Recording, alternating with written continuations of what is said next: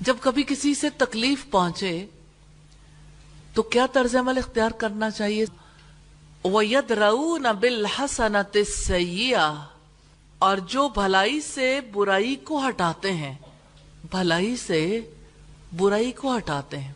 अब देखिए, आप जब कभी घर की सफाई करते हैं या कभी कपड़े वॉश करते हैं या किसी दाग को मिटाते हैं, मिसाल के तौर पर चाय के दाग को चाय से मिटाएंगे। कभी ऐसा होता है कि आपके कपड़ों पर कोई ऑयल गिर गया तो आप ऑयल से उसको साफ कर रहे हो, या आपके कपड़े जो है वो मैले हो गए तो आप मैल से मैल को काट रहे हो। ऐसा नहीं होता। बुराई बुराई से कभी दूर नहीं होती।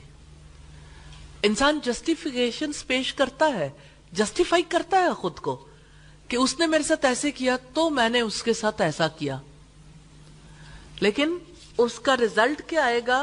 बुराई का जवाब बुराई से दिया तो बुराई मल्टीप्लाई होगी, मल्टीप्लिकेशन का अमल शुरू हो जाता है। तो वो बुराई को कैसे हटाते हैं? भलाई से। बुराई में एक बुराई जहालत है, कोई जहालत से पेश आए तो वो हिल्म से उसे दूर करते हैं, बुर्दबारी से, तहम्मुल से, और अजियत को सब्र से दूर करते हैं। जस्ट इमेजिन, किसी को तकलीफ पहुंची है और उस तकलीफ के मौके पे अचानक किसी के हाथ पे ऑयल गिर गया, किसी से गिरा है, अचानक हाथ के ऊपर या बॉडी पे कोई ऐसी चीज गिर गई जिसकी वजह से स्किन फूल गई है, सख्त अजियत है, तो मोमिन से कैसा तर्ज अमल इख्तियार करना चाहिए? हर अजियत को सब्र से दूर करे तो इसका मतलब है उसने भलाई से बुराई को दूर कर दिया। देखिए, शयातीन जिन हो उनका इलाज तो औज़ु बिल्लाह से होता है, तावुज़ से, और जो शयातीन इंसान है उनका इलाज भलाई से होता है, बुराई को भलाई से दूर करना। इस बात की समझ बहुत जिंदगी गुजारने के बाद, तजुर्बात के बाद आती। जब कभी किसी से तकलीफ पहुंचे तो क्या तर्ज अमल इख्तियार करना चाहिए? सहाबा कराम जब ये सुनते कि फलां ने गीबत की है, बुरा भला कहा पीठ पीछे, तो उसको कुछ भिजवा देते थे, तोहफा। वो तोहफा दिल के अंदर से उस गंदगी को दूर करने में हेल्प करता है।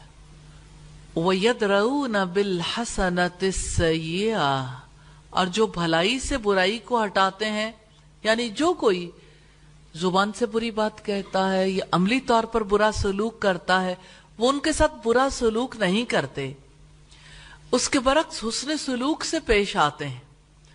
जो उन्हें महरूम करे वो उन्हें अता करते हैं, जो उन पर जुल्म करे वो उसे माफ कर देते हैं, जो कोई उनसे कता ताल्लुक करता है ये उनसे जुड़ जाते हैं, जो उनसे बुरा सलूक करता है वो उनसे हुस्न सलूक से पेश आते हैं। जब बुरा सलूक करने वालों के साथ उनके हुस्न सलूक की ऐसी कैफियत है तो उस शख्स के साथ उनके हुस्न सलूक की क्या कैफियत होगी जिसने उनके साथ कभी बुरा किया ही नहीं। उलैका लहुम उक़बद्दार, उन्हीं के लिए उस घर का अच्छा अंजाम है। ऐसे जलीलुल कद्र औसाफ रखने वालों के लिए आखिरत के घर में अच्छा अंजाम है, यानी आग के बदले में जन्नत है, यानी आग